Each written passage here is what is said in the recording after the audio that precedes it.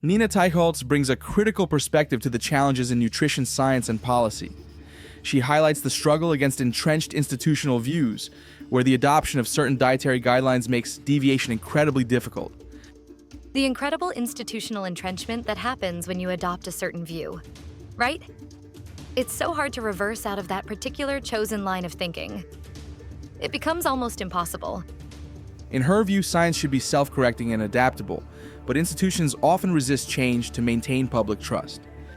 Science is supposed to be self-doubting, self-questioning. But an institution is meant not to flip-flop on their publics, not to change their views.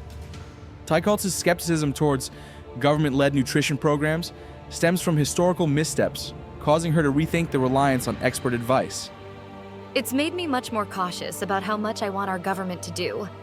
If I turn over any other leaf, what else would I find? She expresses concern about manipulating scientific discourse by respected institutions and the flawed generalization of findings. I see that American Heart Association Presidential Advisory. It's not honest science. If we could wrap this up, please talk a little bit more about salt, because that's one that comes up all the time with people. The short story in SALT is they did a bunch of clinical trials only on hypertensive subjects. They were already sick. None of these studies were longer than 2 months. Reducing their salt improved their cardiovascular risk factors. Teicholz's insights emphasize the need for transparency in scientific communication, urging institutions to openly adjust policies based on comprehensive evidence. Her work aims to ensure that the public can trust science-driven dietary guidelines, promoting informed decisions. The podcast unfolds around a critical discussion on integrity in the nutrition science field. Nina Teicholz, the guest, dives into how the sugar industry parallels the tobacco industry by aligning with scientists whose beliefs align with their commercial interests, affecting public health tremendously. So you feel like what happened was the sugar industry came along and they found these people that already had beliefs that aligned up with what they were trying to sell, right?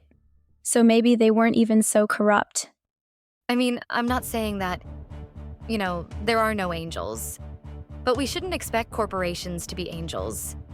What you do expect is for your scientists to behave in a principled way, right? That's what we should expect. Nina discusses the importance of scientists maintaining ethical standards. When integrity is compromised, public trust deteriorates, leading to harmful health outcomes. The conversation shifts to the government's responsibility in dietary guidelines, comparing sugar to tobacco in its potential harm.